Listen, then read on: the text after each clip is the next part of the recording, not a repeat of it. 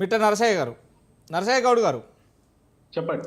నరసయ్య గౌడ్ గారు ఏదైతే కేంద్ర ప్రభుత్వం తలపెట్టినటువంటి ఆపరేషన్ కగార్ పేరుతో ఇప్పటికే సుమారుగా 300 మంది మావోయిస్టులను ఎన్కౌంటర్ చేయడం జరిగింది, వాళ్ళు మృతి చేయడం జరిగింది. ఈ నేపథ్యంలోనే ఇక ఎవరైతే మిగిలి ఉన్న నక్సలైట్లు ఉందో భారతదేశంలో నక్సలైట్లు అనేది లేకుండా స్వశ్యామలంగా చేయడానికి పూనుకున్నారు. ఈ నేపథ్యంలోనే వర్షాకాలంలో కొంత సేద తీరుతారు నక్సలైట్లు, కానీ ఆ సేద తీరే టైం కూడా మేము ఈసారి ఇవ్వం అనే నేపథ్యంలో కేంద్ర హోంశాఖ గారు మాట్లాడుతున్నారు.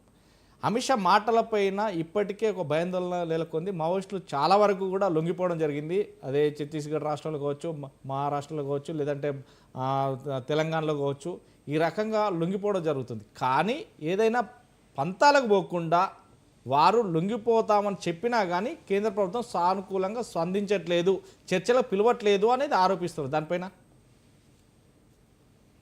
వాయిస్ క్లియర్ ఉందా? యా చెప్పండి. ముందుగా మీకు ప్యానెల్లో ఉన్న పెద్దలకు వ్యూవర్స్కు నమస్కారం. ముఖ్యంగా ఈ సెంట్రల్లో ఒక నరహంతక ప్రభుత్వం ఉన్నదని మనం స్పష్టంగా చెప్పొచ్చు. ఎందుకంటే వారి సిద్ధాంతాలకు వ్యతిరేకంగా ఎవరున్నా కూడా వాళ్ళను మార్చడం కాదు, వాళ్ళని కనీసం జైల్లో పెట్టడం కూడా కాదు, వాళ్ళకు విలువైనటువంటి ప్రాణాలను తీసేయాలనే ఓ కంకణం కట్టుకొని ఓ పిచ్చి పట్టిన లెక్క వాళ్ళు వెనకబడి చంపుకుంటూ పోతున్నటువంటి ప్రభుత్వం భారతీయ జనతా పార్టీ ప్రభుత్వం, సెంట్రల్ గవర్నమెంట్ ప్రభుత్వం. ఈ మాట ఎందుకు అంటున్నంటే, ఈ సమాజంలో రకరకాల జాతులు, రకరకాల సమస్యలు, రకరకాల విషయాలు ఉన్నాయి. వారికి సంబంధించిన సమస్యలు తీరకపోతే ఎవరైనా గలమెత్తుతారు. అది మావోయిస్టా, నక్సలైటా, ఇంకొక పేరు ఏ పేరు పెట్టినా సరే. ప్రభుత్వము వెళ్ళనటువంటి జాగలోకి ఇదే మావోయిస్టులు వెళ్ళి పేద ప్రజలను ఆదుకున్నటువంటి రోజులు మనందరికీ కూడా తెలుసు. ఈ రోజు కగార్ అని పేరు చెప్పుకొని నల్లమల్ల అడవిని జల్లడ పడుతుండో ఆ భుజమడుగు పోతా ఉన్నారు. ఇవన్నీ కూడా ఈ రోజు ప్రభుత్వం చూస్తా ఉంది. మరి ఇన్ని సంవత్సరాలు అక్కడ పేద ప్రజలు చెంచులకు సంబంధించిన అవసరాలు తీర్చినటువంటి వారు వారే కదా. పోనీ వీళ్ళేమన్నా దోపిడీ చేసి ఆస్తులు ఏమన్నా సంపాదిస్తా ఉన్నారా? ఏమైనా ఫ్యాక్టరీలు పెట్టుకుంటా ఉన్నారా? లేకపోతే డైమండ్లు దాచుకుంటా ఉన్నారా? లేకపోతే విదేశాలలో వాళ్ళ పిల్లలను చదివిస్తా ఉన్నారా? విదేశాలకు తరలిస్తా ఉన్నారా? మరి ఏమి చేయట్లేదు కదా. ఈ ప్రపంచంలో ఈ భూమి మీద విలువైంది ఒకే ఒకటి, అది ప్రాణం. ఆ ప్రాణాన్ని తృణప్రాయంగా ప్రజల కొరకు వదులుతున్నటువంటి నక్సలైట్ల మీద చర్చలు జరపకుండా, విచిత్రం ఏంటంటే ఇలా తెలంగాణ విషయం తీసుకుంటే, తెలంగాణలో అధికారంలో ఉన్నటువంటి కాంగ్రెస్ ప్రభుత్వం కానీ, ఇంతకు ముందు అధికారంలో ఉన్నటువంటి బీఆర్ఎస్ ప్రభుత్వం కేసీఆర్ గారు కానీ, ఇరు పార్టీలు కూడా, అంటే ప్రతిపక్ష పార్టీ, అధికార పార్టీ రెండు కూడా మావోయిస్టులతోటి చర్చలు జరపండి, వాళ్ళ సమస్యలు ఏదో పరిష్కరించండి. వాళ్ళకేం సమస్యలు ఉంటాయండి? ప్రజల సమస్యలే. వాళ్ళ కోణంలో ప్రజల సమస్యలు ఏందో అవి తీర్చండి, చర్చలకు రమ్మని ప్రతిపక్ష పార్టీ, అధికార పార్టీ చెప్తే కూడా పిచ్చి పట్టిన లెక్క మేము 26 మార్చి 31 వరకు మొత్తం ఖతం చేస్తాం, వాడిని ఖతం చేస్తాం అంటే ఏమనుకోవాలండి? అసలు దేన్ని ఖతం చేస్తావు? ఈ ప్రపంచంలో మానవుల కొరకే కదా ఏదైనా జరిగేది. వాళ్ళనే ఖతం చేసుకుంటూ పోతావా? నేను ఒక్కటే అడుగుతున్నా, ఏం దోపిడీ చేస్తా ఉన్నారు అంటున్నా. ఈ రోజు ఈ కగారు ఇప్పుడు జల్లెడ పడుతున్నటువంటి నల్లమల్ల అడవులలో ఏమన్నా మినరల్స్ తరలించిందా? లేకపోతే ఇంకేమన్నా చేస్తా ఉన్నారా? ఏమన్నా ట్రాఫికింగ్ చేస్తా ఉన్నారా? హ్యూమన్ ట్రాఫికింగ్ ఏమన్నా చేస్తా ఉన్నారా? గంజాయి అమ్ముకుంటున్నారా? తుపాకులు అమ్ముకుంటున్నారా? లేకపోతే పేద ప్రజల కిడ్నీలు అమ్ముకుంటున్నారా? లేకపోతే ఆస్తులు కొల్లగొడతా ఉన్నారా? ఆస్తులు పోగేసుకుంటా ఉన్నారా? ఒక్కొక్క మావోయిస్టు వెనకాల లక్షల కోట్ల ఆస్తి ఏమన్నా ఉందా? మరి ఏమీ లేదే. వాళ్ళు కేవలం తన ప్రాణాలను తృణప్రాయంగా ప్రజల ముందు, ప్రజల కళ్ళ దగ్గర వదిలేస్తూ వాళ్ళ సమస్యల మీద పోరాడుతున్నటువంటి మామూలు మనుషులు. కేవలం మీ దృష్టిలో గన్ను పట్టుకున్నారు కాబట్టి వాళ్ళు తీవ్రవాదులైపోయింది. ఎందుకు పట్టుకున్నారనే విషయం కూడా మీరు ఆలోచన చేయాలి కదా. 2004లో రాజశేఖర రెడ్డి గారు వచ్చినప్పుడు వాళ్ళెందుకు చర్చలు జరిపారు? కాంగ్రెస్ ప్రభుత్వం చర్చలు జరిపింది కదా. మీరెందుకు జరుపురు అంటున్నా. మీరెందుకు ఒక మానవత్వాన్ని, ఒక సిద్ధాంతాన్ని, ఒక ఆలోచన విధానాన్ని తుడిచిపెట్టాలని ఆలోచన చేస్తా ఉన్నారు?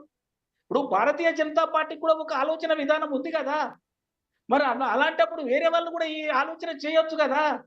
అంటే అధికారం ఉందని, ఆయుధాలు ఉన్నాయని, పవర్ ఉందని ఎటు పడితే అటు జల్లెడ పడతారా? కనీసం కారణాలు కూడా వెతుక్కోరా మీరు? వారు చదువుకున్న వారు, ప్రజల గురించి ఆలోచిస్తున్నటువంటి వారు, ప్రజల సమస్య మీద పోరాటం చేస్తున్నటువంటి వారు. నేను ఒక్కటే అడుగుతానండి, ఈ ప్రపంచం మీద ప్రాణం ఎంతైతే ముఖ్యమో, ఈ ప్రపంచంలో ఉన్నటువంటి అన్ని వనరులు కూడా అందరికీ సమానంగా ఉండాలని కోరుకోవడం ఏమన్నా తప్పా అంటున్నా. ఈ రోజు మన సమాజంలో చూడండి, ఒక 5, 10 సంవత్సరాలు అధికారంలో ఉన్నటువంటి వాళ్ళు ₹1,00,00,000 ఎన్నికేసుకుంటా ఉన్నారు. మరి ఈ మొన్న చనిపోయినటువంటి గాజల్ల రవి గాని, అంతకుముందు చనిపోయినటువంటి పెద్ద మనిషి గాని, వాళ్ళ వెనకాల ఎన్ని కోట్ల ఆస్తులున్నాయి మీకేమన్నా దొరికినాయా? కనీస మానవత్వం లేదా అంటున్నా. మీరు అధికార పార్టీ, ప్రతిపక్ష పార్టీ కోరుకున్నప్పటికీ కూడా మీరు స్పందించే విధానం ఇదేనా అంటున్నా. మావోయిస్టులు అంటే ఏమన్నా పాకిస్తానీలా? లాస్ట్‌కు పాకిస్తానీ టెర్రరిస్టులను కూడా ఆ సయ్యద్ వాళ్ళ కూతుర్ని అరెస్ట్ చేస్తే, కిడ్నాప్ చేస్తే నలుగురు టెర్రరిస్టులను వదిలిపెట్టారు కదా మీరు. మరి అది కూడా వాజ్పేయి గవర్నమెంట్ లోనే కదా జరిగింది. మరి అలాంటప్పుడు ఒక మావోయిస్టు నేతలను, అది కూడా అత్యున్నతమైన నేతలను కనీసం అరెస్టు చేసి విషయాలు తెలుసుకోకుండా అతి దారుణంగా, క్రూరంగా వాళ్ళను బుల్లెట్ల వర్షం కురిపించడం వల్ల సమాజానికి ఏం మంచి చేయాలనుకుంటున్నారు మీరు? భారతీయ జనతా పార్టీ ద్వారా వచ్చినటువంటి కేంద్ర ప్రభుత్వము మానవత్వాన్ని మర్చిపోయింది.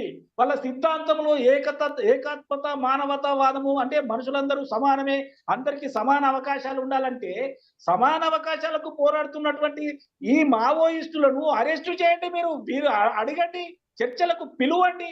వారే చెప్తా ఉన్నారు కదా, మేము చర్చలకు వస్తాము, మా మా మా వర్షన్ వినండి, పేద ప్రజలకు మంచి జరుగుతుంది అని వాళ్ళంటే, మేమేం వినము, మా దగ్గర గన్ ఉంది, మా దగ్గర సైన్యం ఉంది, 26 మార్చి 31 లోపల మిమ్మల్ని అందరినీ చంపేస్తామని అతి దారుణమైన స్టేట్మెంట్ కదండి.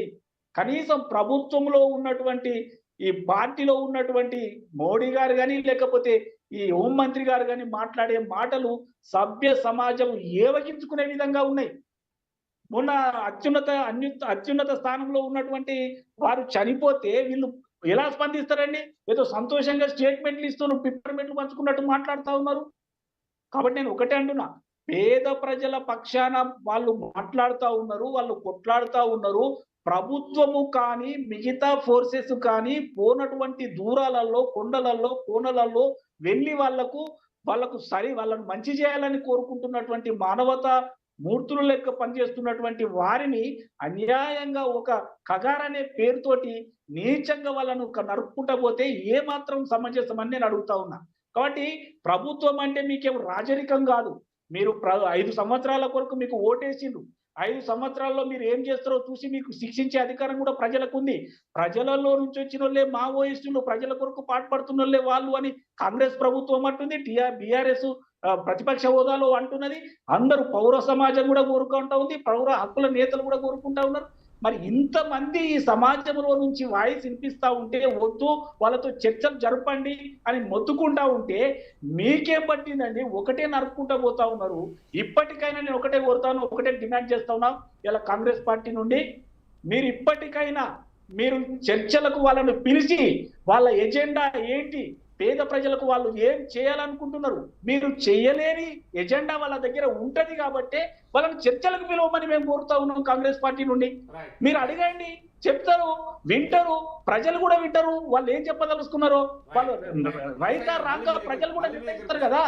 కాబట్టి నేను ఒకటే అంటున్నా, భారతీయ జనతా పార్టీ ప్రభుత్వం నుంచి వచ్చినటువంటి కేంద్ర ప్రభుత్వం ఇప్పటికైనా పేషజాలకు పోకుండా ఖచ్చితంగా మావోయిస్టులను చర్చలకు పిలవాలని కాంగ్రెస్ పార్టీ నుంచి డిమాండ్ చేస్తున్నారు. రైట్. మరికొంతమంది కూడా మనకు జాయిన్ అయ్యారు. జూలకంటి రంగారెడ్డి గారు, సిపిఐ